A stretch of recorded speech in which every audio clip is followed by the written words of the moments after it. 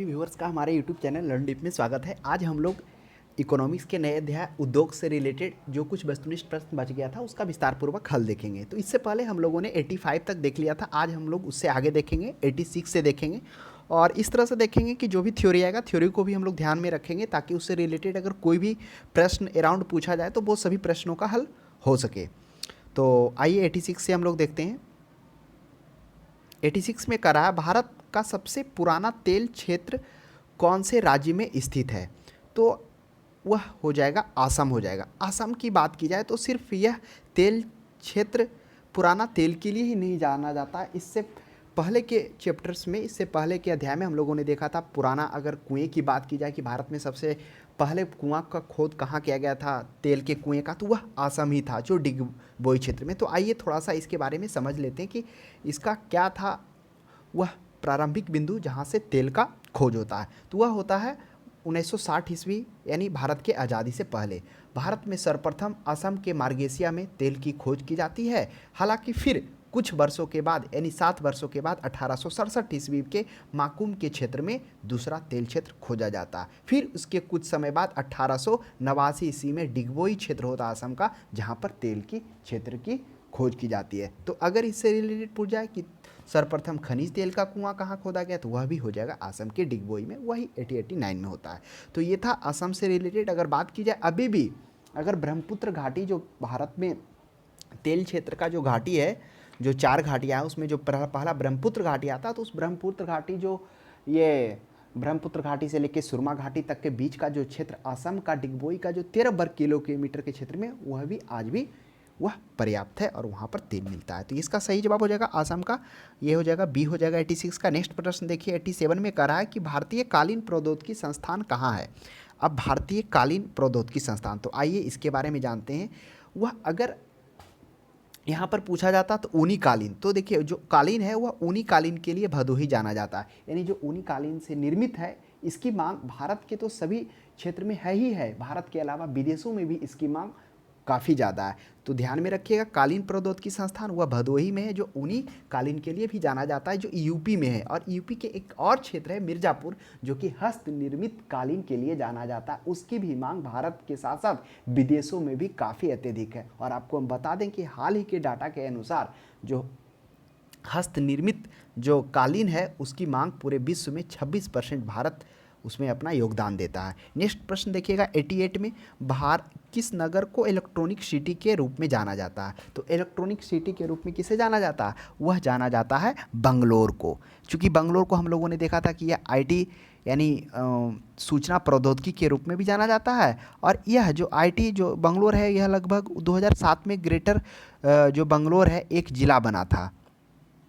उसके बाद देश के जितने भी प्रमुख सूचना प्रौद्योगिकी निर्माण के रूप में अपनी भूमिका के कारण यह क्या इलेक्ट्रॉनिक सिटी या ये इलेक्ट्रॉनिक ये सूचना प्रौद्योगिकी की राजधानी के रूप में भी बंगलोर को जाना जाता है। तो ध्यान में रखिएगा। हाँ, एक बार इससे और एक प्रश्न आया था, वो शायद सूती रिलेटेड से था जिसमें पूछा गया था, तो वो ऑप्शन में देख लीजिएगा। अगर इलेक्ट्रॉनिक सिटी के रूप में पूछा जाए तो बंगलोर हो जाएगा, और एक और आगे चर्चा होगी शायद वो सूती बस से रिलेटेड है, उसके लिए भी वो जाना जाता है, तो उस कंडीशन में वो इलेक्ट्रॉनिक सिटी नहीं लिखेगा। नेक्स्ट प्रश्न देखिएगा 89 में, भारत में खादी और ग्रामो उद्योग सहकारी संघ उत्पादक संघ लिमिटेड की स्थापना किस वर्ष हुई थी? तो आइए अब हम लोग समझते हैं खादी ग्रामोद्योग सहकारी उत्पादक संघ लिमिटेड। तो पहले हम लोग जानते हैं कि खादी ग्रामो उद्योग की स्थापना कब और किन परिस्थितियों में होती है, कब से इसकी मांग बढ़ती है। तो क्या होता है कि भारत में ये मतलब अखिल भारतीय संघ, अखिल भारतीय ग्रामोद्योग संघ की स्थापना होती है कब? वह 1925 ईस्वी में ही होती है। तो ध्यान में रखिएगा। तो पहले हम लोग समझेंगे कि ये खादी एवं ग्रामोद्योग खादी का मतलब क्या होता है? खादी ग्रामोद्योग का मतलब अर्थात जो हाथ से कताई क्या हुआ रहता है और बुनाई क्या हुआ रहता है, वही कहलाता है खादी ग्रामोद्योग। तो भारत में कुटीर उद्योग में खादी ग्रामोद्योग का महत्व प्राचीन काल से ही रहा है। स्वदेशी वस्तु उत्पादन के कार्यों को पुनर्जीवित करने के उद्देश्य को ध्यान में रखते हुए वर्ष 1925 ईस्वी में क्या किया जाता है? अखिल भारतीय चरखा संघ की स्थापना की जाती है। तो ध्यान में रखिएगा। उसके बाद क्या होता है, इसका जो कार्यभार है वह 1947 तक आपको मालूम होगा कि ये गांधी जी के अंडर में होता है, यानी उनके मार्गदर्शन में 1947 तक होता है। उसके बाद देश आज़ाद होता है और वही आज़ादी के बाद 1948 ईस्वी में क्या होता है, औद्योगिक नीति जो घोषित किया जाता है उसके तहत आपको मालूम होगा ना 1948 में औद्योगिक नीति आता है और उस औद्योगिक नीति में जिसमें से औद्योगिक नीति को 4 वर्गों में बांटा जाता है, तो उसी में से क्या क्या था, ग्रामीण आर्थिक विकास जो उसके लिए जो महत्वपूर्ण होता है, ग्रामीण आर्थिक विकास में इसकी महत्वपूर्ण योगदान होता है। 1956 में ग्रामीण ग्रामोद्योग यानी वही हो गया ग्रामीण से रिलेटेड खादी ग्रामोद्योग आयोग का स्थापना किया जाता है। कब? 1956 ईस्वी में ग्रामीण ग्रामोद्योग आयोग का गठन किया जाता है और इसके तहत 26 ग्रामोद्योग का स्थापना किया जाता है। ठीक उसके 2 वर्ष पहले 1956 से 2 वर्ष पहले 1954 ईस्वी में खादी ग्रामोद्योग सहकारी उत्पादक संघ की स्थापना की जाती है। तो ध्यान में रखिएगा कि किस तरह से अखिल भारतीय चरखा संघ की स्थापना के बाद फिर मोहनदास करमचंद गांधी के मार्गदर्शन में 1947 चलता है। उसके बाद भारत आज़ाद होता है, फिर औद्योगिक नीति आती है और उस औद्योगिक नीति के तहत क्या किया जाता है, ग्रामोद्योग आयोग की स्थापना 1956 में किया था। ठीक उसके 2 वर्ष पहले यह उत्पादन संघ लिमिटेड की स्थापना होती है। अगर पूछ दिया जाता खादी ग्रामोद्योग आयोग की स्थापना तो वह हो जाता 1956। नेक्स्ट प्रश्न देखिएगा 90 में, निम्नलिखित में से किसकी दृष्टि से भारतीय अर्थव्यवस्था में कुटीर तथा लघु उद्योग आवश्यक है? किसकी दृष्टि से? आय की दृष्टि से, बड़े पैमाने पर, अल्प में, रोजगार के सृजन से। तो वह कुटीर एवं लघु उद्योग, अब देखिए यह जो है रोजगार सृजन की से इसका आवश्यक है, क्योंकि जो कुटीर लघु उद्योग का मेन जो उद्देश्य था रोजगार को सृजित करना ही इसका उद्देश्य था। तो इसकी चर्चा किस उद्योग नीति में किया गया था? तो हम लोगों ने देखा किस प्रकार से जब भारत आज़ाद होता है तो औद्योगिक नीति श्यामा प्रसाद मुखर्जी के नेतृत्व में 1948 ईस्वी में क्या होता है, औद्योगिक नीति आता है। इस औद्योगिक नीति में क्या किया जाता है, उद्योगों को 4 भागों में बांटा जाता है और मिश्रित अर्थव्यवस्था पर अपनाने का सुझाव दिया जाता है। ठीक उसी प्रकार 1948 के बाद 1956 में औद्योगिक नीति आता है और यही औद्योगिक नीति जो 4 वर्गों में इसमें बांटा गया था, फिर 3 किया जाता। ठीक एक आता है 1977 का औद्योगिक नीति। इस औद्योगिक नीति में 1956 की औद्योगिक नीति को बनाए रखने की बात की जाती है और इसमें जो लघु एवं कुटीर उद्योग के विकास पर विशेष बल दिया जाता है और उसी लघु उद्योग को इसमें 3 वर्गों में बांटा जाता है। कौन कौन? कुटीर, सूक्ष्म और लघु उद्योग। तो वह उसका जो मुख्य उद्देश्य होता है वह रोजगार सृजन करना ही होता है। इसके तहत लघु उद्योग को एक स्थान पर सभी सुविधाएं उपलब्ध कराने के उद्देश्य से जिला उद्योग केंद्रों की भी स्थापना की जाती है। तो इसका जो मुख्य उद्देश्य हो जाएगा वह रोजगार सृजन हो जाएगा। इसमें बात किस में की गई थी? तो औद्योगिक नीति 1977 में इसकी चर्चा हुई थी, जिसके तहत में सूक्ष्म, लघु और कुटीर में इसको विभाजन किया गया था। नेक्स्ट देखिएगा 51 में 91 में, निम्न में से किस कंपनी को सितंबर 2017 में भारत सरकार द्वारा महारत्न कंपनी का दर्जा प्रदान किया गया? तो आइए इसे हम लोग समझते हैं। कौन सा कंपनी है 2017 में जिसको यह प्रदान किया गया? तो वह हो जाएगा BPCL हो जाएगा। तो ध्यान में रखिएगा BPCL, इसका अर्थ क्या हो गया? Bharat petroleum corporation limited. तो इसी को 2007 में दर्जा दिया जाता है। मात्र 2017 में एक ही कंपनी BPCL को ही दर्जा दिया जाता है, यह भी आप ध्यान में रखेंगे। जिसका हम लोगों ने देखा भारत पेट्रोलियम कॉरपोरेशन लिमिटेड होता है।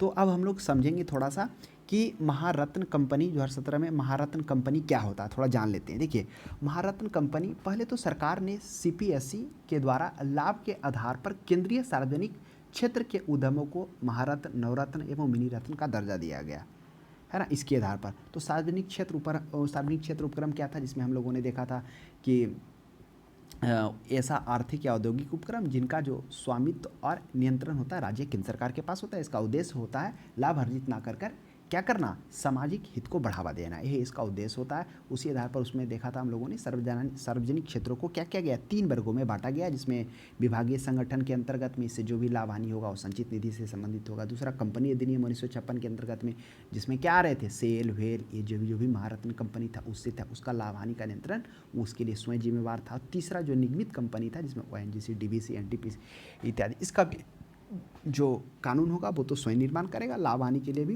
स्वयं उत्तरदायी हो। तो महारत्न और नवरत्न कंपनी को सरकार क्या चाहती थी, घरेलू बाजार के साथ साथ वैश्विक बाजार में भी अधिक स्वायत्ता प्राप्त हो सके, यह उद्देश्य होता है सरकार का। तो उसी में से क्या कहता है, ये सभी जो है सभी महारत्न कंपनी। ONGC का अर्थ क्या हो गया, oil and natural gas corporation limited. ONGC की स्थापना कब होती है? इसकी स्थापना तो 1956 ईस्वी में ही हो जाती है ना। जो आप देखेंगे ऑयल रिफाइनरी में भी इसका योगदान होता है ONGC का। उसके बाद NTPC, national thermal power corporation limited, जो एक क्या होता है, शुरुआती में तो जब इसकी स्थापना हो जाती है किस लिए होता है, थर्मल पावर विद्युत के निर्माण में ये अपना योगदान देती है NTPC। लेकिन क्या कहता है ONGC और NTPC, इन दोनों को 2010 में सरकार के अंडर में महारत्न कंपनी में शामिल कर दिया जाता है। और आपको ध्यान में होगा SAIL authority of Steel Authority of India, इसको भी 2010 में, यानी तीनों को 2010 में क्या किया जाता है, महारत्न का दर्जा दिया जाता है। महारत्न का दर्जा देने का अर्थ में क्या हो गया, यह क्या हो गया, मतलब सरकार के अंडर में आ गया प्लस ये मतलब जो मेन होता है प्रशासनिक और वित्तीय सहायता इसको अत्यधिक मिलती है आने पर। तो ये हो जाएगा BPCL 2010 हो जाएगा। नेक्स्ट देखिए 92 में कौन सी कंपनी नवरत्न कंपनी में शामिल है। अब थोड़ा सा नवरत्न के बारे में समझिए कि नवरत्न कंपनी क्या होता है। नवरत्न कंपनियां जो होती है सार्वजनिक उपक्रम का एक ऐसा विशिष्ट वर्ग है जिनमें वैश्विक कंपनी होने के संभाव्य क्षमता वो देखती है। और सरकार जो है नवरत्न कंपनी का जो प्रारंभ है कब से, वह 1997 में किया था। नवरत्न कंपनी का नवरत्न का दर्जा प्राप्त कंपनियों को अधिक प्रशासनिक और वित्तीय सहायता मिलती है। उसमें से ONGC तो क्या महारत्न है, NTPC भी महारत्न है और सेल भी महारत्न है। इन तीनों के बारे में अभी हम लोगों ने चर्चा किया कि ONGC है जो क्या हो गया 2010 में महारत्न का दर्जा मिलता ONGC, NTPC और सेल तीनों को। हाँ, अगर ONGC की बात की जाए तो यह स्थापना कब होती है, 1975 में होती है, हालांकि वो अलग बात है। MTNL तो MTNL हो जाएगा जो नवरत्न कंपनियाँ। तो आपको यह मालूम होगा कि पहले जो है महारत्न के अंदर में 8 कंपनियाँ थी, लेकिन क्या हो गया 2019 में 2 कंपनी को और लाया गया, तो अब महारत्न 10 हो गया। और जो पहले 16 क्या थे नवरत्न थे, उस 2 को ही महारत्न में शामिल कर गया, तो 10 महारत्न और 14 नवरत्न हो गया। तो यह भी ध्यान में रखिएगा। नेक्स्ट प्रश्न देखिए 93 में भारत में कृष्ण क्रांति किस क्षेत्र से संबंधित है। कृष्ण क्रांति का संबंध पेट्रोलियम से है, तो आपको ध्यान में रखना होगा। पेट्रोलियम तथा इससे बने उत्पादों को काला सोना भी कहा जाता है। उससे भी प्रश्न अगर दे दिया जाए तो आप वो ध्यान में रखिएगा। तो कृष्ण क्रांति का संबंध पेट्रोलियम हो जाएगा। नेक्स्ट प्रश्न है 94 में भारत का सबसे बड़ा नमक उत्पादक राज्य कौन सा है। तो भारत का सबसे बड़ा नमक उत्पादक राज्य वह गुजरात है। गुजरात देखा जाए तो भारत का 71% नमक उत्पादक के लिए एकाधिकार प्राप्त करता प्रथम नंबर पर है। और दूसरे स्थान पर राजस्थान है जो 17% के साथ दूसरे नंबर पर है। और तीसरे स्थान पर गुजरात के बाद तमिलनाडु है जो 11% पर। अगर ऑप्शन में गुजरात नहीं हो तो आप क्या आपको मारना, आपको राजस्थान मारना। वह प्रश्न है जो दिया वो जानना चाह रहा है क्या आपको मालूम है कि दूसरे स्तर पर कौन है। तो ऐसा नहीं कि ऑप्शन देने का मतलब है कि सब क्या हो, वह सर्वश्रेष्ठ उस क्षेत्र में हो। उस 4 ऑप्शंस पे डिपेंड करता है कि वह क्या जानना चाह रहा है एग्जामिनर। नेक्स्ट प्रश्न देखिएगा 95 में भारत में विशेष आर्थिक क्षेत्र की नीति घोषित की गई थी। अब देखिए विशेष आर्थिक नीति क्षेत्र यानी स्पेशल इकोनॉमिक जोन, ये स्पेशल इकोनॉमिक जोन होता है क्या, उसे हम लोग थोड़ा शॉर्ट में समझेंगे। विशेष आर्थिक क्षेत्र वह भौगोलिक क्षेत्र है जिसके अंतर्गत में व्यापार, आर्थिक क्रियाकलाप, उत्पादन तथा अन्य व्यावसायिक गतिविधियों को संचालित किया जाता है तथा देश की सीमा के भीतर ही विशेष आर्थिक नियम कायदों को ध्यान में रखकर एक व्यावसायिक गतिविधियों को प्रोत्साहित करने के लिए विकसित किया जाता है, वही विशेष आर्थिक क्षेत्र कहलाता है। तो यह जो विशेष आर्थिक क्षेत्र है इसकी घोषणा अप्रैल 2000 ईस्वी में किया जाता है। और भारत में जो पहला स्पेशल इकोनॉमिक जोन बनाया जाता है वह कहाँ बनाया जाता है, वह भारत ही नहीं पूरा एशिया का प्रथम होता है, वो कांडला होता है, गुजरात का होता है, जो स्पेशल इकोनॉमिक जोन के तहत में उसको संचालन किया जाता है, जो आगे आपको प्रश्न भी देखने को मिलेगा। नेक्स्ट प्रश्न देखिएगा 96 में डीजल लोकोमोटिव वर्ष वाराणसी अब बनाता है और प्रदान करता है। क्या बनाता है वाराणसी डीजल, तो वाराणसी जो डीजल इलेक्ट्रॉनिक है वह डीजल एंड विद्युत शटर्स के निर्माण के लिए जाना जाता है, जिसकी स्थापना 1961 ईस्वी में किया जाता है। किसका, वाराणसी का। तो ध्यान में रखिएगा डीजल एवं इंजन, बिजली इंजन दोनों के लिए जाना जाता है। हाँ, इसके साथ में और भी 2 ध्यान में रखना होगा जो प्रश्न इससे पहले भी शायद पूछा गया है, पूछा भी जाता है, जैसे इंटीग्रल कोच फैक्ट्री। अगर आ जाए सवारी डिब्बों के लिए कौन सा क्षेत्र है, कौन बनाता है, तो वह पेरम्बूर होगा। पेरम्बूर कहाँ है, पेरम्बूर वही जो शायद पेरम्बूर तमिलनाडु में है, वो सवारी डब्बों के लिए जाना जाता है, जो इंटीग्रल कोच फैक्ट्री जिसकी स्थापना 1952 में की जाती है। ये तो सवारी डब्बों के लिए हो गया। और ये रेल डब्बों के लिए, तो रेल डब्बों के लिए कौन था, ये था देखिए वह भी इंटीग्रल कोच फैक्ट्री था कपूरथला। तो ध्यान में रखिएगा कपूरथला था जब, यह इंटीग्रल कोच फैक्ट्री यह रेलवे डब्बों के लिए जाना जाता है, जिसकी स्थापना 1986 ईस्वी में होता है। तो ये भी ध्यान में रखिएगा, हो सकता है ये भी ऑप्शंस में डाल दे, प्रश्न पूछ दिया जाए। नेक्स्ट प्रश्न देखिएगा 97 में चीज़ों की मांग की कमी या पूर्ति में वृद्धि होने से क्या होता है? अगर चीज़ों की मांग में कमी हो जाएगा, पूर्ति में वृद्धि हो जाएगा, तो स्वाभाविक सी बात है चीज़ों की कीमतें में कम हो जाएगा। जब चीज़ों की मांग में कमी आ जाएगा, कोई मांगेगा ही नहीं, तो रेट क्या हो जाएगा? गिर जाएगा। आ जाए फिर वस्तु ज़्यादा हो जाएगा, तब भी रेट गिर जाएगा। नेक्स्ट प्रश्न देखिए 98 में, सूची 1 का सूची 2 के साथ सुमेलित करिए। सूची 1 में क्या है और सूची 2 में क्या है? सूची 1 में एल्युमिनियम कंपनी है और सूची 2 में अवस्थिति है उसकी, कहाँ वो अवस्थित है। तो पहले हम लोग जानते हैं एल्युमिनियम कंपनी। एल्युमिनियम कंपनी जो है उसकी स्थापना प्रारंभिक 1937 ईस्वी में क्या किया जाता है? भारत का पहला एल्युमिनियम का प्रथम कारखाना 1937 ईस्वी में पश्चिम बंगाल के जेके नगर में स्थापना किया जाता है। उसके बाद आपको मालूम होगा ठीक इसके एक साल बाद 1938 ईस्वी में क्या कहता है? 4 कारखाने लगाए जाते हैं और चारों कारखाने से प्रश्न देता है। वो 4 कारखाने कहाँ कहाँ? बिहार के मुरी में, उसके बाद केरल के अलवाए में, उसके बाद पश्चिम बंगाल के ये बेल्लूर में और उड़ीसा के हीराकुंड में, ये चारों स्थान में लगाए जाते हैं। उसके बाद और भी विभिन्न क्या होता है, जो इस्पात संयंत्र होता है वो लगाया जाता है। तो वो विभिन्न जो इस्पात संयंत्र है जो बाद में स्थापित किया है, तो उसके बारे में जानेंगे। जो बाल्को, हिंडाल्को, इंडाल्को, नाल्को है, उन सभी को चर्चा हम लोग करेंगे। पहला बाल्को। बाल्को का मतलब क्या हो गया? बी से हो गया भारत एल्युमिनियम कंपनी लिमिटेड। तो भारत एल्युमिनियम कंपनी लिमिटेड की स्थापना कब किया जाता है? वह 1965 ईस्वी में किया जाता है। सोवियत संघ रूस के सहायता से इसकी स्थापना की जाती है। और जब स्थापना होता है तो इसकी जो अवस्थिति होती है वह कहाँ होती है? वह कोरापुट नहीं, कोरबा है ना। बाल्को की स्थापना कोरबा जो छत्तीसगढ़ में, वहाँ पे इसकी बाल्को की स्थापना की जाती है। आपको मालूम होगा कोरबा के बारे में कि कोरबा से रिलेटेड 2-3 तरह के प्रश्न देखने को मिला, जिसमें हम लोगों ने पहला देखा था जब कोयला का क्षेत्र में था, उसमें जो थर्मल पावर यानी जो क्या हो रहा था, ऊर्जा का निर्माण किया जा रहा था, जिसमें से हम लोगों ने थर्मल पावर में देखा था। तो कोरबा था जहाँ से 2100 मेगावाट का एनटीपीसी का यहाँ पर स्थापना किया गया था, जो 2100 मेगावाट का क्या कर रहा था? बिजली उत्पादन। उसके बाद हम लोगों ने देखा कि कोयला क्षेत्र के लिए भी कोरबा जाना जाता है। उसके बाद हम लोगों ने देखा एल्युमिनियम के लिए भी वहाँ कंपनी लगाया गया। तो ध्यान में रखिएगा कोरबा और एक ओरवा। ओरवा ध्यान रखिएगा, ओरवा यूपी में, कोरबा छत्तीसगढ़ में, गलती नहीं करना। तो बाल्को की स्थापना वह कोरबा में, छत्तीसगढ़ में, वह सोवियत संघ रूस की स्थापना की। फिर हिंडाल्को में आ जाइए। हिंडाल्को का फुल फॉर्म क्या हो गया? HIN, हिंदुस्तान हो गया, हिंदुस्तान एल्युमिनियम कंपनी लिमिटेड। यानी कि इसकी स्थापना कब की जाती है? इसकी स्थापना 1958 ईस्वी में की जाती है। यह सोवियत या यह संयुक्त राज्य अमेरिका यानी USA के सहयोग से किया जाता है हिंडाल्को की स्थापना। और यह कहाँ किया जाता है? यह उत्तर प्रदेश के रेणुकूट में, यूपी कहाँ है? रेणुकूट में। तो ध्यान में रखिएगा, यूपी रेणुकूट में, वहाँ पर इसकी स्थापना की जाती है। उसके बाद इंडाल्को। इंडाल्को क्या हो गया? Indian aluminium company limited. Indian कहने का मतलब भारतीय एल्युमिनियम कंपनी लिमिटेड। एक तो क्या हो गया? एक तो भारत हो गया और एक भारतीय हो गया। यह इसका भारत हो गया, बीस ये हो गया भारतीय। तो भारतीय कंपनी लिमिटेड, इसकी स्थापना कहाँ की जाती है? इसकी स्थापना की जाती है हीराकुंड जो गुजरात में। उसके बाद नाल्को। नाल्को क्या हो गया? National aluminium company limited. तो नेशनल एल्युमिनियम कंपनी लिमिटेड, इसकी स्थापना वर्ष 1981 ईस्वी में नाल्को की स्थापना की जाती है। और इस नाल्को की स्थापना कहाँ किया जाता है? यह कोरापुट। कोरापुट कहाँ है? ये कोरापुट उड़ीसा में है। तो इस तरह से हम लोगों ने देखा। एक और भी है, मद्रास भी है, मद्रास एल्युमिनियम कॉर्पोरेशन लिमिटेड भी है, वो भी प्रश्न पूछता है। तो इस तरह से इन चारों का हम लोगों ने हल यहाँ पे देख लिया और ये भी जाना कि किसकी मदद से वो स्थापना किया गया। तो प्रश्न में कभी कभी वो भी देखने को आपको मिल जाएगा। नेक्स्ट प्रश्न देखिएगा 99 में करा है निम्नलिखित में से कौन सा एक सही सुमेलित नहीं है, उसे आपको मिलान करना है। क्या है? ऑयल रिफाइनरी है, यानी तेल शोधनशाला, जिसका इंग्लिश होता है ऑयल रिफाइनरी। तो हम लोगों ने चर्चा किया था कि भारत में ऑयल रिफाइनरी 25 ऑयल रिफाइनरी है, उसके बाद और सब छोटे छोटे भी हैं। तो उस ऑयल रिफाइनरी में से देखेंगे डिगबोई असम में है, बिल्कुल सही बात है।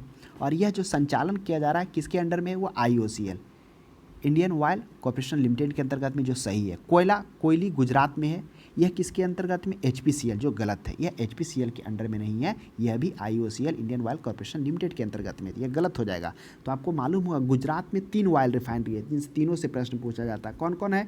कोयली है, जामनगर है, वादीनगर है। जामनगर है जो सबसे बड़ा ऑयल रिफाइनरी है, जिसका जो क्षमता है 1.24 मिलियन प्रतिदिन का उसका कैपेसिटी है, वो सबसे ज़्यादा है।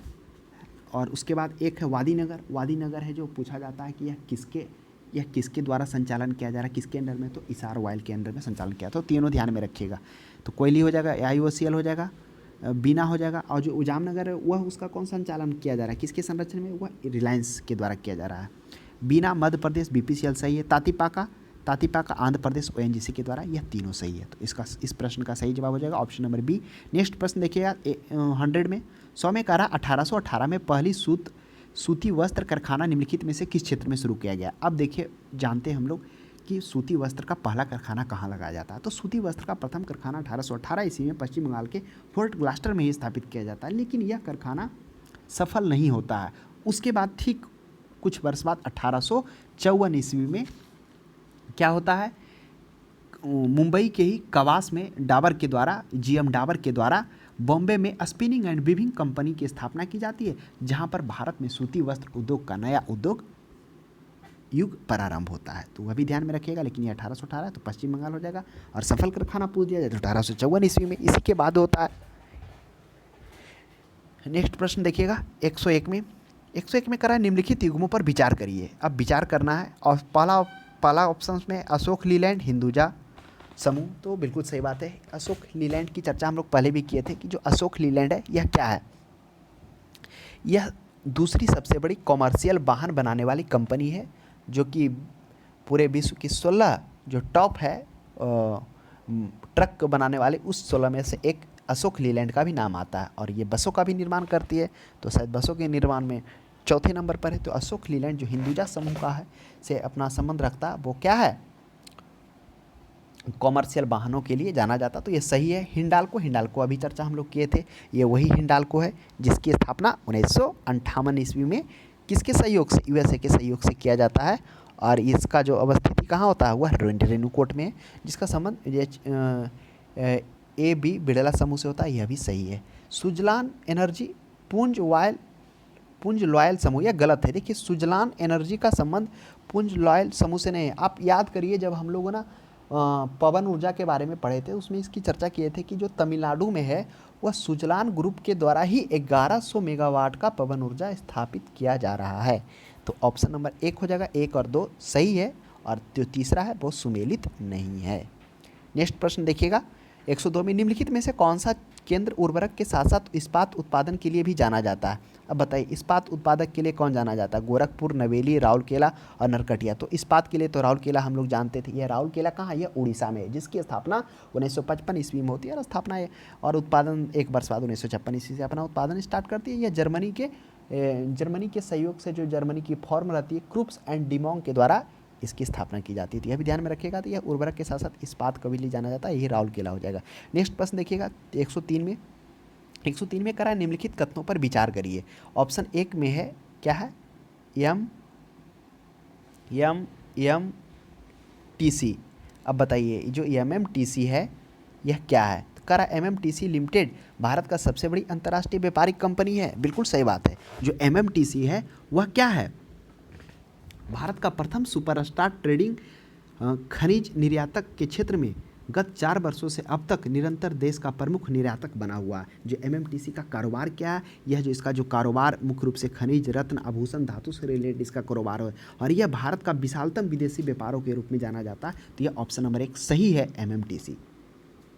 और ये विशालतम तो हो ही गया, फिर आयात के लिए भी, मतलब ये प्रमुख ट्रेडिंग है अंतर्राष्ट्रीय व्यापार के संगठन के मामले में, ध्यान में रखिएगा। इसका जो वही जो मुख्य व्यापार क्या क्या, आभूषण हो गया, खनिज हो गया, ये सब इसका मेन है। फिर करा नीलांचल इस्पात निगम लिमिटेड की स्थापना MMTC ने उड़ीसा सरकार के साथ संयुक्त रूप से की थी। हाँ, अब देखिए समझिए क्या था नीलांचल इस्पात लिमिटेड। क्या होता है, नीलांचल इस्पात लिमिटेड स्टील उत्पादन के निर्माण और बिक्री के लिए कलिंग नगर औद्योगिक परिसर, जिला जाजपुर है, वहीं पर उड़ीसा में 1.1 मिलियन एकीकृत स्टील प्लांट का स्थापना किया जाता है। किनका 1.8, ये नीलांचल इस्पात का, वही 1900 कब में 1982 ईस्वी में। उसके बाद क्या होता है, 1900 स्थापना किया था, जिसमें से MMTC, जो MMTC एक अंतर्राष्ट्रीय व्यापारिक संगठन है, इसका शेयर नीलांचल में 49.something% होता है।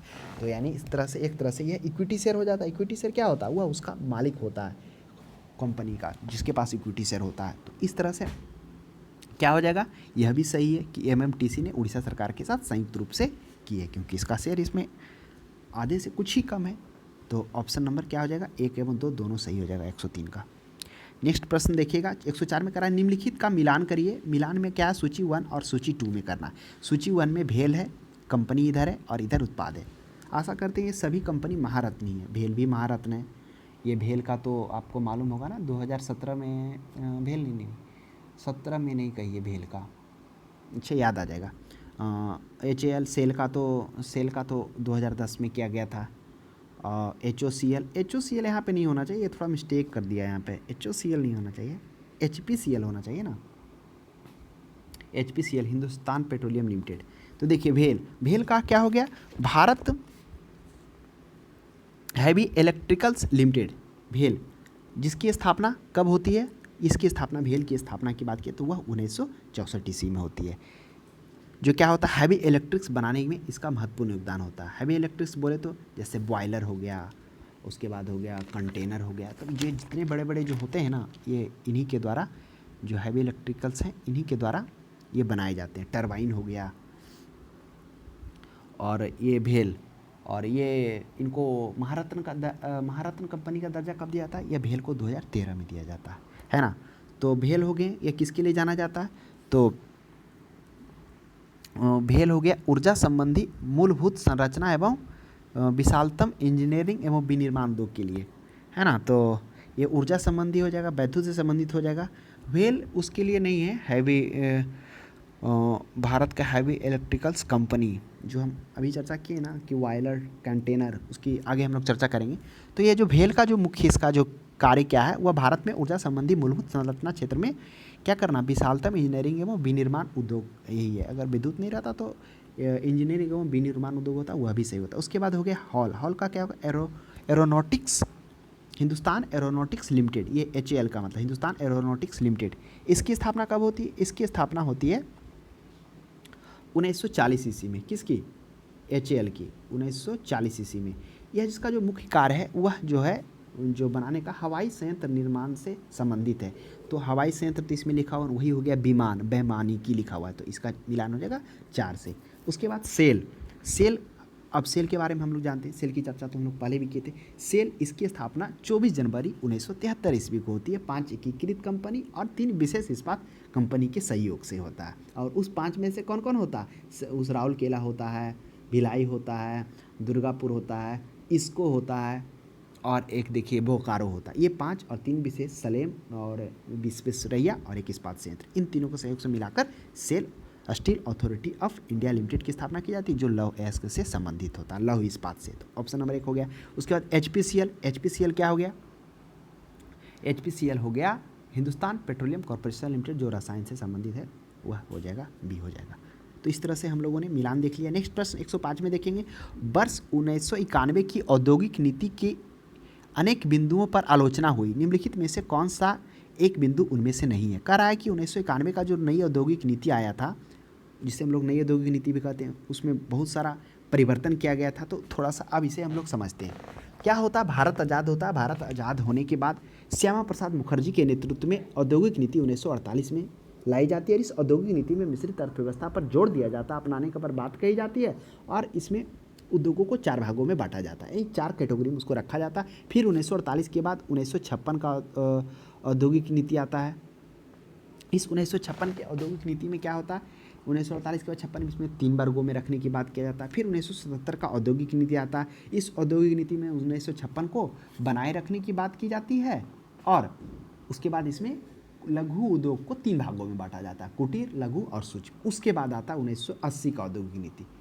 उसके बाद 1980 के बाद आता 1991 का नई औद्योगिक नीति। इस औद्योगिक नीति में बहुत सारा परिवर्तन किया जाता है।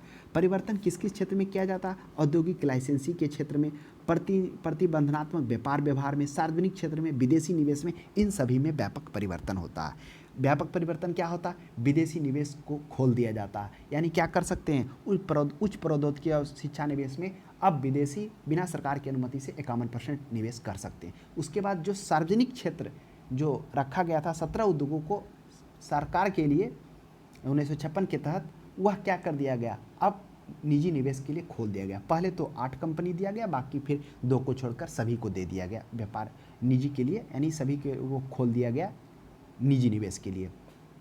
कौन कौन 2 को छोड़कर, परमाणु ऊर्जा और रेल परिवहन, ये 2 को।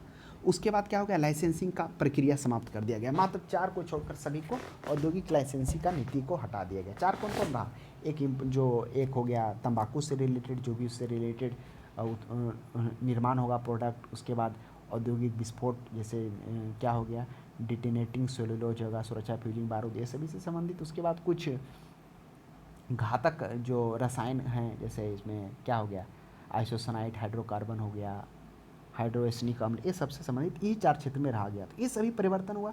तो इस परिवर्तन के बाद आलोचकों ने कुछ क्या क्या इसकी आलोचना की। वही आलोचनाओं में से क्या कहा गया, आलोचकों में से, अब देखिए उस समय प्रधानमंत्री कौन होते हैं, प्रधानमंत्री पीवी नरसिम्हा राव होते हैं। पीवी नरसिम्हा राव ऐसे प्रधानमंत्री होते हैं जो उस समय बिना किसी सदन के सदस्य रहे हुए प्रधानमंत्री बनाया था। कारण क्या होता कि 21 मई 1991 ईस्वी को उधर क्या होता है, संजय गांधी की मृत्यु होती है। और इस संजय गांधी की हत्या के बाद क्या होता है, इस जो 1991 का चुनाव 2 पहलू में होता है ना, 2 शेड्यूल में होता है, एक राजीव गांधी के मरने से पहले, एक मरने के बाद। काफ़ी सहानुभूति प्राप्त होता है केसन से। ये पीवी नरसिम्हा राव ऑलरेडी प्रधानमंत्री बनते हैं, बन ही जाते हैं। तो ये कारण था, थोड़ा वो कहानी अलग है, पॉलिटी में उसकी विशेष चर्चा हम लोग किए हैं। तो इस परिस्थिति में पीवी नरसिम्हा राव को बनने का मौका मिलता है। उसके बाद बनते, फिर आलोचकों के द्वारा कुछ आलोचना भी की जाती है। वह आलोचना यह इस प्रकार से कहा जाता है कि कंपनी और औद्योगिक घरानों के विस्तार किया गया, विलीनीकरण एवं अधिग्रहण की जांच व्यवस्था को समाप्त करके सरकार ने आर्थिक शक्ति के संकेंद्रण को रोकने के संदर्भ में उचित नहीं किया, ये कहा गया। तो यानी जो औद्योगिक विकास है, इसको इस पर आलोचना किया गया कि सरकार ने इसे क्या किया, खुला छोड़कर अच्छा नहीं किया। उसका विदेशी प्रतियोगिता, जो हम लोगों ने देखा था कि विदेशी निवेश खोल दिए गए, इसे कहा गया कि क्या हो जाएगा, जो भारत का व्यापार है वह प्रतिद्वंद्विता के कारण गिर जाएगा, ठप हो जाएगा, यह कहा गया। उसके बाद विदेशी निवेश में लागत विश्वास, इस पर भी बात की गई कि जो लागत है उस पर भी क्या हो जाएगा, उससे उद्योगों भारत के उद्योगों पर क्या होगा, प्रतिकूल प्रभाव पड़ेगा। तो इन तीनों पर क्या किया गया, बिंदुओं पर आलोचना की गई, लेकिन कृषि सेक्टर से रिलेटेड इस पर आलोचना नहीं किया गया। तो ध्यान में रखिएगा, यह हो जाएगा ऑप्शन नंबर इसका सी हो जाएगा। अब नेक्स्ट प्रश्न देखिएगा, नेक्स्ट प्रश्न है 106 में। 106 में क्या है, 106 में करा, स्वाधीन भारत की प्रथम औद्योगिक नीति जिस वर्ष घोषित की गई वह थी। अब बताइए वह कौन सा था, स्वाधीन भारत की प्रथम औद्योगिक नीति। तो वह प्रथम औद्योगिक नीति 1948 में। आइए समझते हैं कब और किन परिस्थिति में यह औद्योगिक नीति बनाया जाता। भारत आज़ाद होने के बाद श्यामा प्रसाद मुखर्जी के नेतृत्व में क्या किया जाता है, ये औद्योगिक नीति 1948 लाया जाता है। और इस औद्योगिक नीति में सार्वजनिक और निजी क्षेत्र के सह अस्तित्व को स्वीकारा जाता है, यानी मिश्रित अर्थव्यवस्था पर जोड़ दिया जाता है। और इस नीति के तहत क्या किया जाता है, उद्योगों को 4 वर्गों में बांटा जाता है। यही औद्योगिक नीति होता है वर्ष 1948। और आपको आगे देखने को मिलेगा, यही औद्योगिक नीति के तहत क्या आता है, भारतीय औद्योगिक वित्त नियम IFCI की स्थापना भी की जाती है। वह भी प्रश्न आगे मिलेगा। नेक्स्ट देखिए 107 में, वह कौन सा वित्तीय वर्ष है जिसमें सार्वजनिक उद्यमों में विनिवेश आरंभ हुआ था। अब बताइए कौन सा सार्वजनिक उद्यमों में विनिवेश। अभी हम लोगों ने चर्चा किया कि सार्वजनिक क्षेत्र को क्या कर दिया गया, वह खोल दिया गया। उसमें क्या कर दिया गया, जो 1956 औद्योगिक नीति के तहत 17 उद्योग जो सार्वजनिक क्षेत्र के लिए रखे गए थे, उसको क्या कर दिया गया, वह निजी निवेश के लिए खोल दिया गया, मात्र 2 को छोड़कर। तो वह 1991-92 होगा। 90-91 क्यों नहीं होगा, क्योंकि 91 में ना सरकार आती है पीवी नरसिम्हा राव का, बनते 91, तो 91 से लेकर अगला सेशन तक होगा। नेक्स्ट प्रश्न देखिए 108 में, भारत का औद्योगिक वित्त निगम किस रूप में कार्य करता है। अब ये जानना है कि औद्योगिक वित्त निगम, पहले हम लोग समझेंगे कि औद्योगिक वित्त निगम है क्या। आइए इसे हम लोग समझते हैं। क्या होता है, भारत में बहुत समय से इस बात की आवश्यकता प्रतीत की जा रही थी कि बड़े बड़े उद्योगों को आर्थिक सहायता देने के लिए एक अखिल भारतीय संस्था की स्थापना की जाए। इसी की पूर्ति के लिए स्वतंत्रता के बाद भारत सरकार ने उद्योग धंधे को दीर्घकालीन तथा मध्यकालीन आवश्यकता को पूरा करने के लिए एक औद्योगिक नीति 1 जुलाई 1948 ईस्वी को लाता है। और वह क्या कहलाता है, वही जो है औद्योगिक वित्त निगम पास होता है। वही मतलब पास होता है औद्योगिक वित्त निगम, उसके बाद वही 1 जुलाई 1948 से वो कार्य करना स्टार्ट करती है। इसके अंतर्गत भारतीय औद्योगिक वित्त निगम की स्थापना होती है। इसी के तहत भारतीय औद्योगिक वित्त निगम की स्थापना होती है। तो आशा करते हैं इस अर्थ से आपको समझ में आ गया होगा कि एक विकास बैंक के रूप में यह क्या करती है, काम करती है। और इसके बाद इसके शेयर के रूप में भारत के औद्योगिक विकास बैंक, अनुसूचित बैंक, जीवन बीमा निगम व अन्य वित्तीय जो संस्थाएं होती है वो उसमें आती है।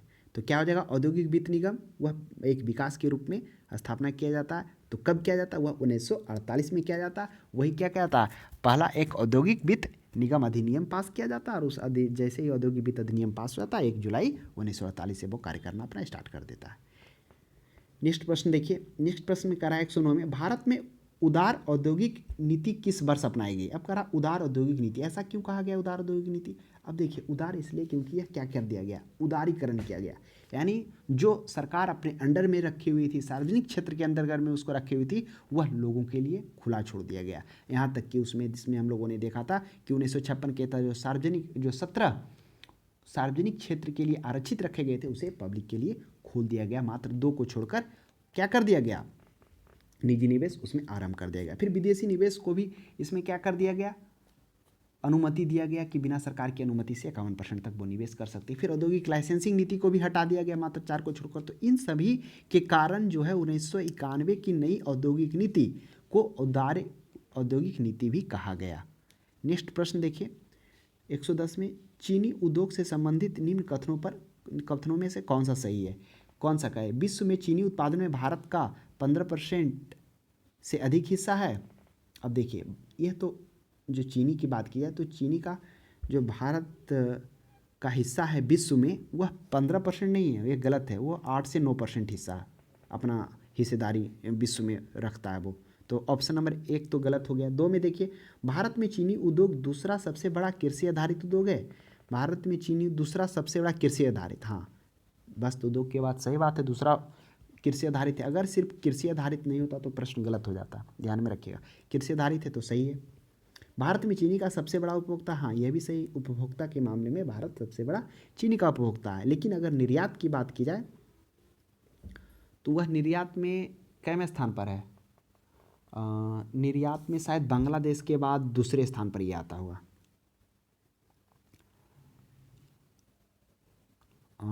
चलिए नेक्स्ट प्रश्न देखिए, भारत चीनी का सबसे बड़ा उत्पादक है। उत्पादक के मामले में भारत नहीं है, पहला स्थान पर ब्राज़ील है और दूसरे स्थान पर भारत है। और निर्यात के क्षेत्र में शायद चौथे स्थान पर है, आगे इसकी चर्चा कर लेंगे, ध्यान से उठ गया।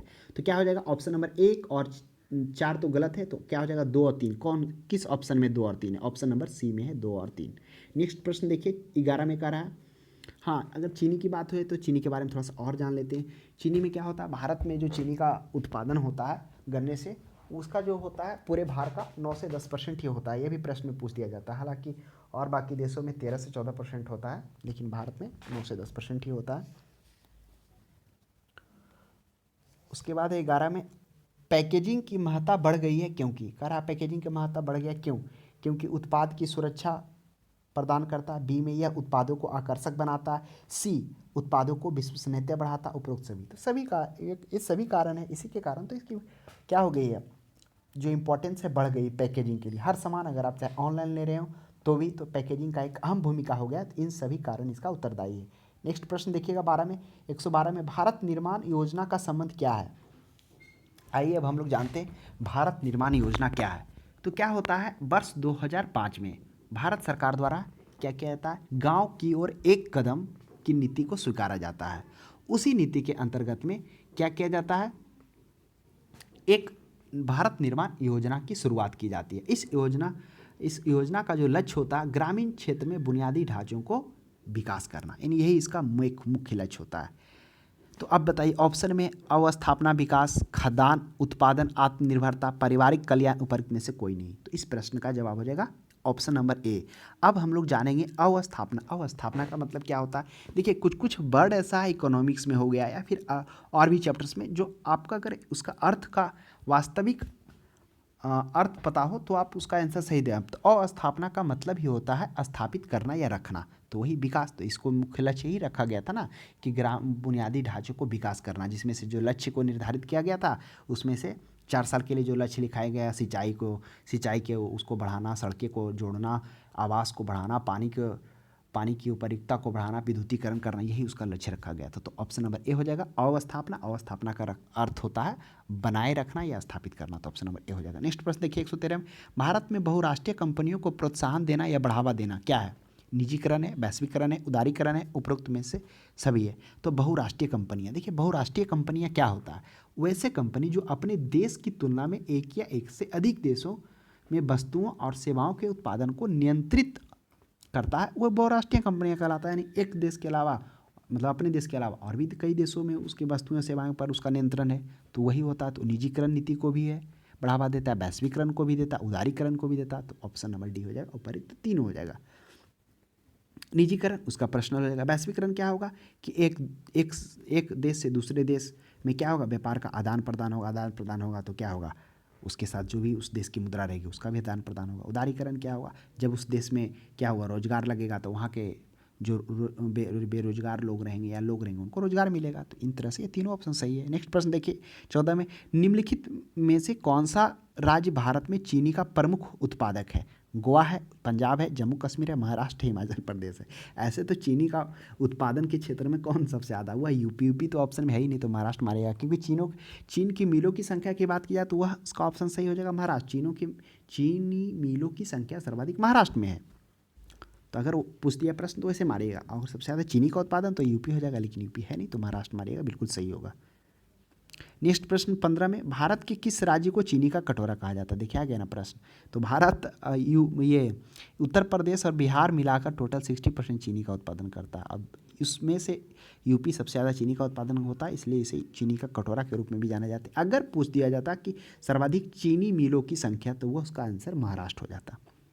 नेक्स्ट 16 में देखिएगा, भारत में मिल निर्मित कपड़े का सर्वाधिक उत्पादन प्राप्त होता है, कहाँ होता है? अब देखिए इस प्रश्न को समझिएगा, क्योंकि यह प्रश्न बहुत जगह आपको कंट्राडिक्ट मिलेगा, आंसर कुछ और मिलेगा।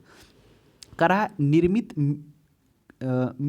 निर्मित कपड़े, यानी मिल के द्वारा जो कपड़ा निर्मित होता है। अब हम लोग जानेंगे पूरे वस्त्र निर्माण में क्या है जो सबसे ज़्यादा है। पहले नंबर पर महाराष्ट्र है, गुजरात है, और तीसरे नंबर पर शायद तमिलनाडु है, यही है।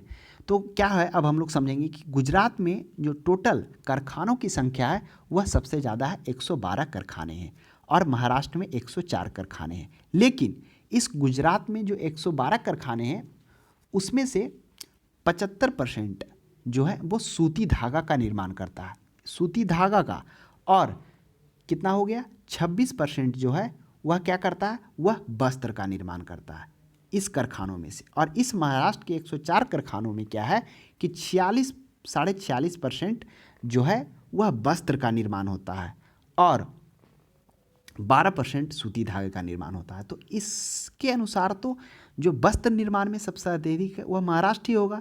तो इस ऑप्शन का सही जवाब महाराष्ट्र होगा। जिस तरह से हम लोगों ने देखा था 104 कारखानों में जो सूती वस्त्र के कारखाने लगे हुए हैं उसमें से 46% वस्त्र का निर्माण करते हैं। वही गुजरात में महाराष्ट्र से ज़्यादा कारखाने होते हुए भी मात्र कितना परसेंट, 26% ही वस्त्र का निर्माण करते हैं, 75% वो सूती धागा बनाते हैं। इस तरह से इस प्रश्न का जवाब महाराष्ट्र मारिएगा, ध्यान में रखिएगा। नेक्स्ट प्रश्न है 17 में, भारत में जूट का अधिकतम क्षेत्र कहाँ है? भारत में जूट का अधिकतम क्षेत्र असम में है, बिहार में है, उड़ीसा में, पश्चिम बंगाल में। तो सही जवाब हो जाएगा पश्चिम बंगाल हो जाएगा, क्योंकि जूट का जो सर्वोत्तम क्षेत्र है वो पश्चिम बंगाल ही है। लगभग अगर मिलों की भी संख्या की बात की जाए तो 77 में से बोला जाता है कि 69 जूट का मिल तो पश्चिम बंगाल में ही है। तो नेक्स्ट प्रश्न देखिएगा, भारतीय जूट उद्योग के लिए मुख्य प्रतिद्वंदी कौन है? वह है बांग्लादेश है। अब जानते हैं कि बांग्लादेश क्यों है। अब क्या हो गया है कि भारत के आज़ादी के बाद जो कुशल श्रम और जूट उत्पादन क्षेत्र के जो अधिकांश भाग थे वो वर्तमान में बांग्लादेश में चला गया है, जिसके कारण निर्यात में भारत का बांग्लादेश के बाद दूसरे स्थान पर भारत का स्थान है। तो इन सभी के कारण का क्या क्या कारण हम लोग देखें, कुशल श्रम तथा जूट उत्पादन क्षेत्र का जो अधिकांश उपजाऊ क्षेत्र था और श्रमिक क्षेत्र वो बांग्लादेश में चला गया, तो प्रतिद्वंदी बांग्लादेश में।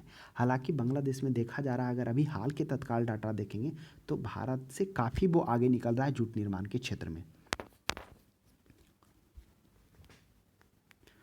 तो इस तरह जूट में, अगर जूट के उत्पादन के पहले बात की जाए कि जूट का उत्पादन सर्वप्रथम कहाँ हुआ था, तो हम लोगों ने देखा था ये कौन, एक पोलैंड का निवासी था ना, जॉर्ज ऑकलैंड था, उसके द्वारा 1855 ईस्वी में लगाया जाता। कहीं कहीं आपको 1859 भी मिलेगा। तो देखिए ये 55-59 में क्या, अगर फैक्ट्री कोई भी स्थापना होता है तो स्थापना के बाद उसकी कुछ इंस्टॉलेशन, कुछ प्रोसेस होता है जो उसके कुछ सालों के बाद होता है। बहुत सारे में आप देखते होंगे, जैसे आप राउरकेला भी देख लीजिए, छत्तीसगढ़ में देख लीजिए, दुर्गापुर देख लीजिए, तो वो थोड़ा सब में टाइम लगा है।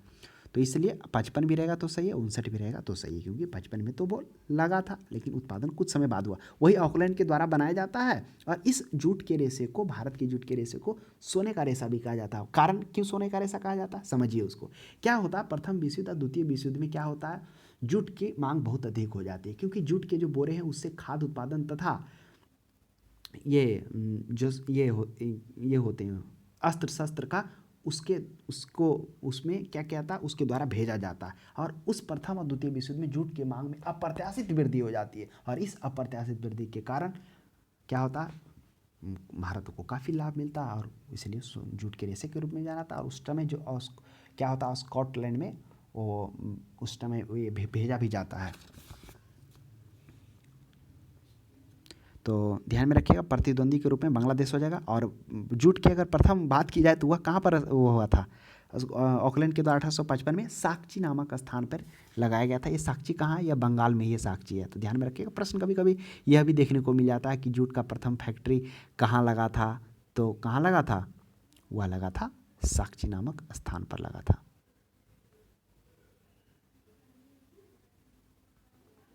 नेक्स्ट प्रश्न देखिएगा 18 में, भारतीय जूट उद्योग का मुख्य प्रतिद्वंदी देख लिए 119 में, राज्य वित्तीय निगमों ने मुख्य रूप से खालिस्तान को विकसित करने के लिए सहायता दी है। किसको है, कृषि फर्म को, कुटीर उद्योग को, मध्यम एवं लघु उद्योग को, बड़े पैमाने पर उद्योग को। अब देखिए राज्य वित्तीय निगम क्या है, इसे हम लोग समझेंगे। कह रहा है कि राज्य वित्तीय निगम राज्य स्तरीय वित्तीय संस्थाएं हैं जो कि संबंधित राज्यों में छोटे और मध्यम उद्योग के लिए, छोटे और मध्यम उद्योगों के लिए क्या करता है, अधिक रोजगार उपलब्ध कराने और बिलों की छूट, लंबी ऋण सुविधाएं उपलब्ध कराने हेतु कार्य करता है। वर्तमान में अभी 18 क्या हो रहे हैं, राज्य वित्त निगम कार्य कर रहे हैं। तो इसका मुख्य उद्देश्य क्या होता है, किसको विकसित करना, लघु एवं मध्यम उद्योग को। तो ध्यान में रखिएगा, सिर्फ कुटीर नहीं होगा, कुटीर के साथ में ये मध्यम एवं लघु उद्योग। 120 में देखिएगा, निम्नलिखित में से कौन सी एक भारत की सबसे बड़ी सॉफ्टवेयर कंपनी है, इन्फोसिस, विप्रो, टीसीएस और HPCL, ये सभी हैं सॉफ्टवेयर कंपनी। उसमें से टीसीएस जो है सबसे बड़ी कंपनी है। थोड़ा सा टीसीएस के बारे में हम लोग जान लेते हैं। टीसीएस कौन है, ये टीसीएस जो है जिसकी स्थापना 1968 ईस्वी में की जाती है। इसका हेडक्वार्टर मुंबई है। इसकी जो शुरुआत है, जो प्रथम बार ये जो की गई थी, टाटा का ही है। इसका जो शुरुआती जो नाम रखा गया था वह क्या था, टाटा कंप्यूटर सेंटर रखा गया था। फिर बाद में कुछ समय बाद परिवर्तन कर इसको रखा गया टाटा कंसल्टेंसी सर्विसेज, इसका नाम दिया गया। तो ध्यान में रखिएगा। और विप्रो, इन्फोसिस, ये सभी तो है ही है सॉफ्टवेयर कंपनी। नेक्स्ट प्रश्न देखिएगा, नवरत्न स्टेट संबंधित है। देखिए नवरत्न स्टेट संबंधित है। नवरत्न क्या था, अभी हम लोगों ने देखा था, नवरत्न में हम लोगों ने देखा था कि जो नवरत्न सार्वजनिक उपक्रमों का एक ऐसा विशिष्ट वर्ग है जिसमें सरकार वैश्विक कंपनी होने का, इसमें उसको क्या करती है, संभाव्य देखती है। सरकार नवरत्न का प्रारंभ कब से करती है, वह 1997 में ही इसका प्रारंभ करती है नवरत्न कंपनी का। नवरत्न प्राप्त जितनी भी कंपनी होते हैं उसको प्रशासनिक और वित्तीय सहायता मिलता है। तो वो कौन है संबंधित, संयुक्त उद्यमी कंपनी, निजी कंपनी, पावर सेक्टर कंपनी, सार्वजनिक कंपनी। तो सार्वजनिक कंपनी होगा। सार्वजनिक कंपनी जो नवरत्न स्टेट संबंधित है, सार्वजनिक कंपनी से ही संबंधित है। क्योंकि जो सार्वजनिक हम लोगों ने देखा कि सार्वजनिक क्या है, तो ऐसा आर्थिक या औद्योगिक उपक्रम जिनका स्वामित्व और नियंत्रण राज्य या केंद्र सरकार के पास में होता है, वो सार्वजनिक उपक्रम कहलाते हैं। इसका उद्देश्य होता है लाभ अर्जित ना कर क्या करना, सामाजिक हित को बढ़ावा देना। जिसके अंतर्गत में हम लोग को देखा था ना, सार्वजनिक क्षेत्र के उपक्रम में मुख्यतः 3 भागों में बांटा जाता। उन 3 भागों में था एक विभागीय संगठन जिसमें रेलवे, डाक, तार और दूरसंचार आ रहा था, जिसका लाभ हानि संचित निधि से संबंधित था। दूसरा कंपनी अधिनियम 1956 में, जिसमें महारत्न, सेल, भेल, गेल आ रहे थे, जिसका लाभ हानि स्वयं पर उत्तरदायी था। तीसरा था निगमित कंपनियां, जिसके अंतर्गत में ओएनजीसी, डीवीसी, एनटीपीसी इत्यादि आ रहा था, जिसका अलग अलग कानून होते हैं, प्रत्येक कंपनी का लाभ हानि के लिए स्वयं उत्तरदायी होते हैं। और उसी में से क्या किया था, सरकार ने इन सीपीएसई द्वारा किए गए लाभ के आधार पर केंद्रीय सार्वजनिक उद्यमों को महारत्न, नवरत्न और मिनी रत्न का दर्जा दिया गया।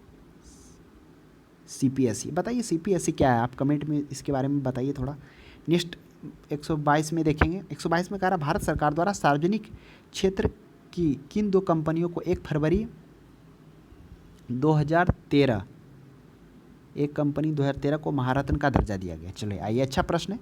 पहले हम लोग थोड़ा जान लेते हैं महारत्न के बारे में। हम लोगों ने देखा कि जिसमें क्या होती है, मतलब जो सरकार है इसको घरेलू बाजार के साथ साथ में वैश्विक बाजार के रूप में अधिक स्वायत्ता प्राप्त हो सके, इस उद्देश्य से महारत्न को सरकार के सार्वजनिक क्षेत्र के अंतर्गत में रखा जाता है। और जो इसका ये किस तरह से इसको दर्जा देती है, वो जो सीपीएसई के द्वारा जो लाभ निर्धारित किया जाता है, वही केंद्रीय सार्वजनिक क्षेत्र के उद्यमों को क्या किया जाता है, महारत्न, नवरत्न और मिनी रत्न का दर्जा दिया जाता है। तो उसमें से जो भेल और गेल है, इन 2 कंपनियों को 1 फरवरी 2013 के तहत कौन, भेल और गेल को क्या किया जाता है, महारत्न कंपनी का दर्जा दिया जाता है। भेल क्या हो गया, भेल हम लोगों ने देखा था कि भारत हैवी इलेक्ट्रिक लिमिटेड जो है वह भेल हो गया, और गेल क्या हो गया, गेल हो गया gas authority of India limited, यानी जो गैस के क्षेत्र में अन्वेषण जो भी है इसका उस क्षेत्र से संबंधित है। तो इस प्रश्न का सही जवाब हो जाएगा ऑप्शन नंबर 1 हो जाएगा, भेल और गेल। नेक्स्ट प्रश्न देखिएगा 123 में। 123 में कह रहा है, निम्नलिखित में से कौन सार्वजनिक उपक्रम को नवरत्न का दर्जा नहीं दिया गया। अब कह रहा कौन सा सार्वजनिक उपक्रम है, सभी तो सार्वजनिक उपक्रम है, चाहे वो नवरत्न हो और चाहे वो मिनी रत्न हो। अब उसमें कह रहा नवरत्न का दर्जा नहीं है। अब सेल को तो हम लोगों ने देखा था 2010 में ही इसको महारत्न का दर्जा मिल गया था, ओएनजीसी को भी महारत्न का दर्जा मिल गया था। और अब भेल है, देखिए भेल में BH होना चाहिए, खाली बेल लिख दिया ये। CIL, अब CIL भी हम लोगों ने देख लिया था। CIL क्या, कोल इंडिया लिमिटेड। तो ये तीनों महारत्न कंपनी है, जबकि बेल कोई भी कंपनी नहीं है, ना ही नवरत्न है और ना ही ये है महारत्न है, गलत है ये। तो ऑप्शन नंबर बी हो जाएगा। नेक्स्ट देखिए 24 में, 124 में, भारत में महारत्न और नवरत्न सार्वजनिक उपक्रमों की संख्या कितनी है। अब इसे ध्यान से समझिए, देखिए क्या होता है।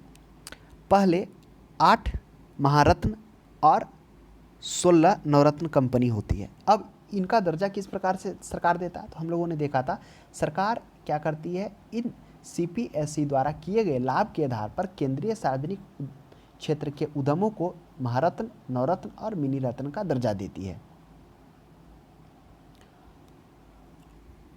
तो 8 था। उसके बाद क्या किया था, 2019 में 2 नवरत्न कंपनी को महारत्न का दर्जा दिया जाता है। कौन कौन वो 2 होते हैं, एक होता है HPCL, Hindustan petroleum corporation limited, यानी जो HP वही है, HP का जो गैस है ना इसी से लिंक है, वही है हिंदुस्तान पेट्रोलियम लिमिटेड से। उसके बाद क्या है, PGCIL यानी power grid corporation of India limited, PGCIL, ये 2 को मिल जाता है। जिसके कारण अब क्या हो गए, ये तो पहले का डाटा है तो 8-16 होगा, लेकिन अभी आपको हाल में अगर प्रश्न होगा तो वहाँ पर 10 और 14 आ जाएगा, ये है, ध्यान में रखिएगा।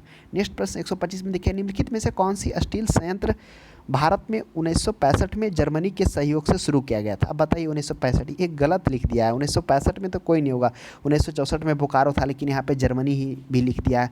तो यह प्रश्न पूछना जा रहा है 1965 की जगह पर 1956 होना चाहिए, है ना, तब सही हो जाएगा। अगर 1956 हो जाएगा तब क्या हो जाएगा, 1956 में राउरकेला जो उड़ीसा में है वह जर्मनी के फर्म क्रूप्स एंड डिमोंग के द्वारा क्या क्या था, राउरकेला में जर्मनी के सहयोग से इसकी स्थापना की जाती है। वही जर्मनी की फर्म रहती है क्रूप्स एंड डिमोंग। और जमशेदपुर क्या था, वो तो टिस्को के द्वारा 1907 ईस्वी में साक्षी नामक ये अच्छा अच्छा, जूट वाला में हम आपको बोल दिए थे ना। जूट उद्योग में शायद साकची ले लिए थे, तो वो गलत है, साकची नहीं हुआ। साकची नामक स्थान पर तो ये जमशेदपुर वाला पहला बना है, टाटा स्टील कंपनी, यही है साकची नामक स्थान पर, जो स्वर्ण रेखा नदी के किनारे में अवस्थित है। जो अभी उस समय तो जब ये इसकी स्थापना हुई थी तो झारखंड तो बिहार में ही था, तो बिहार में ही था, लेकिन अभी वो कहाँ चला गया, अभी वो झारखंड चला गया है ना। तो Durgapur steel plant, Durgapur steel plant ये था किसके सहयोग से, ये ब्रिटेन के सहयोग से था। 1962 ईस्वी में इसकी स्थापना की गई। बोकारो वाला यह 1964 ईस्वी में इसकी स्थापना की जाती है, सोवियत संघ रूस के सहयोग से। 1972 में उत्पादन प्रारंभ करता है। तो इस प्रश्न का सही जवाब होगा 1900, यहाँ से 65 नहीं 1956 कर लीजिएगा। नेक्स्ट प्रश्न देखिए 126 में, भिलाई इस्पात संयंत्र किसकी मदद से स्थापित किया गया था। आइए भिलाई के बारे में जानते हैं। अभी हम लोगों ने देखा था, क्या देखा था कि भिलाई से पहले राउरकेला है ना, राउरकेला जो जर्मनी के सहयोग से, भिलाई है जो पूर्व सोवियत संघ रूस के सहयोग से कब 1959 ईस्वी से अपना उत्पादन प्रारंभ करता है। स्थापना तो 1955 में ही होता है, तो दोनों डेट ध्यान रखिएगा, आपको गलत नहीं करना है।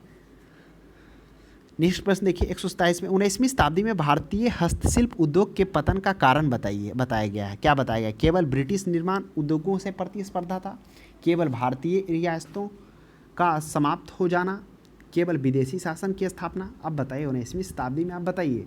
सही बात है, सिर्फ ब्रिटिश ही तो बचा था, जो भी आए थे कौन फ्रांसीसी आए थे, डच आए थे, वो सभी को तो बोरिया बिस्तर पहले ही हो गया था। तो जो टोटल का टोटल कौन था, वो सर्वे सर्वा वह ब्रिटिश ही था। तो केवल ब्रिटिश निर्माण उद्योगों से प्रतिस्पर्धा था, बिल्कुल सही बात है। केवल भारतीय रियासतों का समाप्त हो जाना, यह भी एक कारण है कि क्या कर दिया गया था, भारतीय रियासतों को समाप्त कर दिया गया था। किस तरह से, हम लोगों ने देखा था डलहौजी का हड़प नीति, वेलेजली का सहायक संधि, इन सभी माध्यमों से क्या करता है, आप किस तरह से फिर उधर क्लाइव का जो द्वैत संधि होता है, इन सभी के माध्यमों से वो राजा को सिर्फ एक नाम मात्र का राजा होता है और वास्तविक शासन तो कंपनी के हाथ में ही होता है, तो सब तो वो अपने अंडर में ले लेता है। इसके कारण भारतीय रियासत भी समाप्त हो जाता है। जैसे भारतीय रियासत समाप्त हो गया तो जो उद्योग धंधे थे वह भी गिरावट आया। केवल विदेशी शासन का स्थापना, केवल यह भी कारण है कि केवल विदेशी शासन का स्थापना हुआ, भारतीय उद्योगों को उतना प्रभुत्व नहीं मिल पाया। अब देखिए ना, मीर कासिम जिस तरह से कर में छूट दिया तो उसके कारण उसको सत्ता से भी हटना पड़ा था ना। वही ना, क्या था वो भारतीय लोगों को भी वह चुंगी में छूट दिया था, जिसके कारण अंग्रेज विरोध किया, फिर उसको हटा दिया, फिर मिर्जाफर को बना।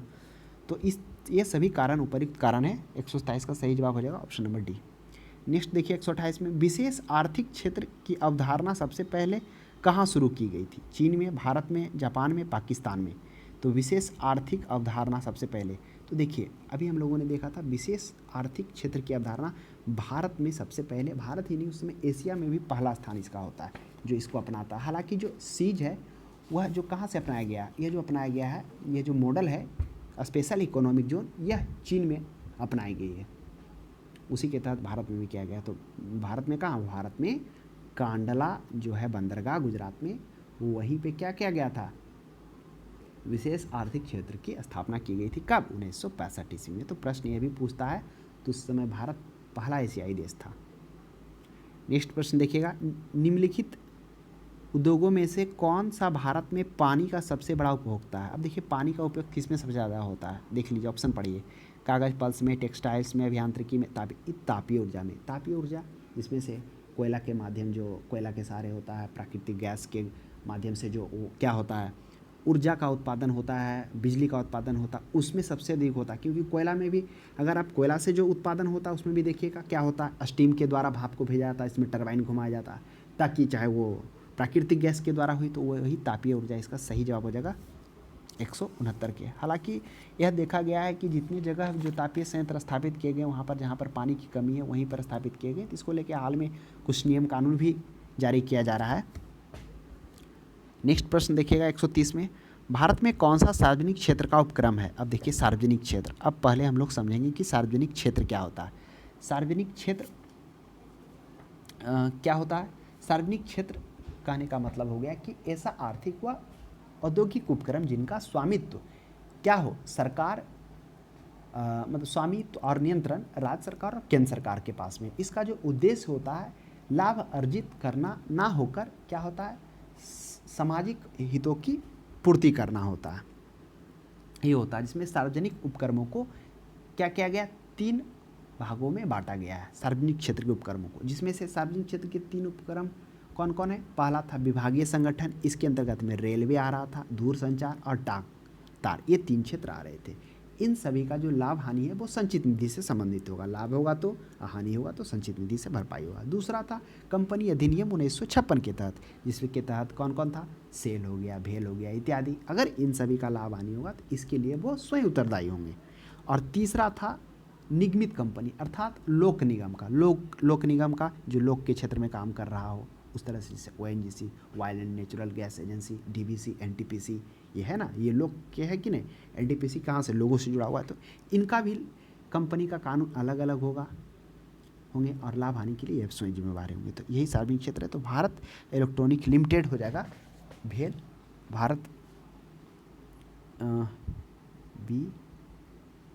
Bharat electronic limited. Option number A इसका सही जवाब हो जाएगा। HDFC ऐसा तो बैंक है, HCL भी क्या हो गया, HCL टेक्नोलॉजी ये हो गया, IT कंपनी हो गया, भारतीय एयरटेल, ये सब है ही नहीं, only Bharat electronics limited. Next प्रश्न देखिए 131 में, निम्नलिखित में से कौन सा भारत की एक प्रमुख IT कंपनी, IT का मतलब होगा इंफॉर्मेशन टेक्नोलॉजी, यानी कि प्रौद्योगिकी, क्या, सूचना प्रौद्योगिकी। तो सूचना प्रौद्योगिकी कौन है, CMC है, रेमंड्स है, HCL है, इन्फोसिस है, TCS है। तो आइए थोड़ा जानते हैं। CMC भी क्या है, यह टाटा ग्रुप का एक हिस्सा है, यह भी कंप्यूटर के रख रखाव और सूचना प्रौद्योगिकी से संबंधित है। तो TMC तो है। रेमंड्स तो शायद आप आशा करते परिचित होंगे, यह कपड़ा का एक कंपनी है, तो रेमंड्स नहीं है, कोइन फॉर IT प्रौद्योगिकी है। और HCL तो है, HCL क्या है, HCL भी एक बहुराष्ट्रीय प्रौद्योगिकी कंपनी है जो IT सेवाओं देता है और परामर्श भी देता है। इन्फोसिस तो है ही है, टाटा का ही है, TCS टाटा का है। तो इस तरह से इस प्रश्न का सही जवाब हो जाएगा बी, रेमंड्स हो जाएगा, जो IT कंपनी नहीं है। नेक्स्ट प्रश्न देखिएगा। नेक्स्ट में करा 132 में, निम्न में से कौन सा भारत में संयुक्त क्षेत्र उद्यम का उदाहरण है। कौन सा क्षेत्र है, मारुति उद्यम, Indian oil corporation, Hindustan antibiotic limited, Bharat aluminium limited. तो संयुक्त क्षेत्र का उद्यम है, संयुक्त क्षेत्र का उद्यम तो वह हो जाएगा मारुति क्षेत्र। देखिए संयुक्त क्षेत्र कहने का अर्थ होता है कि जिसमें 2 या 2 से अत्यधिक की साझेदारी हो किसी प्रकार की इक्विटी शेयर में, है ना, उसी को उद्यम शेयर कहते हैं। इक्विटी शेयर मतलब क्या हो गया, जैसे जो कंपनी का ऑनर होता है, एक तरह से इक्विटी शेयर तो ऑनर ही होता है ना, क्योंकि उसके पास कंपनी का शेयर होता है और उसका जो मान्यता होता है वह, मतलब जो अगर सभी को, डिवेंचर को हो गया और प्रीफरेंस शेयर होल्डर को डिविडेंड देने के बाद अगर जो भी प्रॉफिट बढ़ता है तो उसमें भी उसका होता है, हिस्सा होता है, किसका, ये इक्विटी शेयर का। तो वही संयुक्त उद्यम होता है, ज्वाइंट वेंचर यही है मारुति उद्योग लिमिटेड, क्योंकि यह जो है, यह संगठन भारत में मोटर निर्माता से संबंधित है, जो अपनी मोटर गाड़ी एवं मोटरसाइकिल निर्माता कंपनी, जो मेन उसका जो कंपनी है मारुति सुजुकी, वह क्या है, जापानी मोटर गाड़ी एवं मोटरसाइकिल निर्माण करती है, उसी का यह सहायक कंपनी है मारुति लिमिटेड। यही हो जाएगा, ज्वाइंट वेंचर कंपनी है मारुति उद्योग लिमिटेड। नेक्स्ट प्रश्न देखिएगा 133 में, भारत में पूंजी प्रधान उद्योग का सर्वोत्तम उदाहरण क्या है। वस्त्र उद्योग है, इस्पात उद्योग है, पर्यटन उद्योग है, खेलकूद है। तो पूंजी प्रधान का वह इस्पात उद्योग होगा। क्यों होगा, देखिए समझिए, जो इस्पात उद्योग है वह आधुनिक उद्योगों का मेरुदंड है। कारण क्या है, लौह एवं इस्पात उद्योग भारत का प्रमुख आधारभूत उद्योग है। जितने भी विनिर्माण, रियल एस्टेट तथा ऑटोमोबाइल आदि उद्योग हैं, कच्चे माल की आपूर्ति यही इसी के द्वारा सुनिश्चित किया जाता है। क्योंकि इस्पात जो होता है, क्या होता है, इसे आसानी से क्या कह सकता है, किसी भी रूप में ढालकर बनाया जा सकता है। तो इस्पात प्राय इसलिए उद्योगों का मेरुदंड कहलाता है, क्योंकि यह क्या होता है, कठोर होता है और इसे आसानी से काटा या आकार दिया जा सकता है, और ये मूलभूत संरचना होता है उद्योग का। इसलिए अत्यधिक पूंजी निवेश उद्योग सर्वोत्तम इस्पात उद्योग हो जाएगा। नेक्स्ट 134 में देखेंगे। 134 में कह रहा बहुराष्ट्रीय कंपनी से क्या तात्पर्य है। अब देखिए, बहुराष्ट्रीय कंपनी का अर्थ अभी हम लोगों ने देखा था ना, वैसा कंपनी जो अपने देश के अलावा एक या एक से अत्यधिक देशों में क्या हो, वस्तुओं एवं सेवाओं के उत्पादन को नियंत्रित करता हो। तो क्या हो जाएगा, ऐसा कंपनी जो कई देशों में अपना कार्य को संचालन करती हो। Option number B. 135 में शर्करा फैक्ट्रियों का अधिकतम संख्या कहाँ है। अब बताइए, अभी हम लोगों ने चर्चा किया था ना कि अगर आ जाए चीनी मिलों की संख्या सर्वाधिक कहाँ है, तो वह महाराष्ट्र में। अब ऑप्शन में महाराष्ट्र है ही नहीं, तो क्या सही होगा, बिल्कुल उत्तर प्रदेश होगा। 136 में देखिए, मध्य प्रदेश में पीताम्पुर किसके लिए। तो मध्य प्रदेश का पीताम्पुर पहले भी चर्चा हुई है, यह ऑटोमोबाइल हब के रूप में जाना जाता है, ऑटोमोबाइल के रूप में जाना जाता है। हिंदुस्तान जिंक लिमिटेड का मुख्यालय देखिए, हिंदुस्तान जिंक लिमिटेड यह कहाँ है, यह राजस्थान के उदयपुर में इसका स्थापना है। तो ध्यान में रखिएगा, हिंदुस्तान जिंक लिमिटेड यह उदयपुर कहाँ है, राजस्थान में। सभी तो राजस्थान का ही जिला है, जोधपुर, जैसलमेर, जयपुर, लेकिन जो हिंदुस्तान जिंक लिमिटेड है वह उदयपुर है, ऐसा नहीं मार दीजिएगा जयपुर। 138 में देखिए, भारत में रासायनिक उर्वरकों के दो बड़े उपभोक्ता। अगर बात की जाए प्रति हेक्टेयर सबसे ज़्यादा कौन खपत करता है, तो प्रति हेक्टेयर खपत में तेलंगाना पहले स्थान पर है और दूसरा स्थान पर पांडुचेरी है, तो है ही नहीं, और प्रति हेक्टेयर पूछ नहीं रहा है। उसके बाद तीसरा स्थान पर प्रति हेक्टेयर में पंजाब है, और रासायनिक उर्वरकों के दो बड़े खपतों में भी पंजाब और हरियाणा का स्थान है। नेक्स्ट देखिए 139 में, निम्नलिखित में से कौन सी महारत्न कंपनी नहीं है। अभी हम लोगों ने देखा था कि जो महारत्न कंपनियां 10 हैं और नवरत्न 14 हैं। उस महारत्न कंपनी कौन है, तो महारत्न कंपनी इसकी शुरुआत कब की गई थी, 2009 में की गई थी। इसका उद्देश्य क्या है, बड़े आकार के नवरत्न उपक्रमों के प्रबंधन बोर्ड को अधिक स्वायत्तता सौंपना, और जिससे उपक्रमों के संचालन में क्या हो सके, घरेलू बाजार के साथ साथ वैश्विक बाजार में भी अधिक स्वायत्तता प्राप्त हो सके। तो कौन कौन है देखिए, सेल तो है, दर्जा 2010 में मिला। पीएफसी नहीं मालूम। एनटीपीसी यह भी है, इसको भी 2010 में मिला। सीआईएल कोल इंडिया लिमिटेड, इसको भी कब मिला, कोल इंडिया को 2011 में मिला। तो ये तीनों महारत्न है, लेकिन पीएफसी कोई भी कंपनी नहीं है, यह महारत्न नहीं है।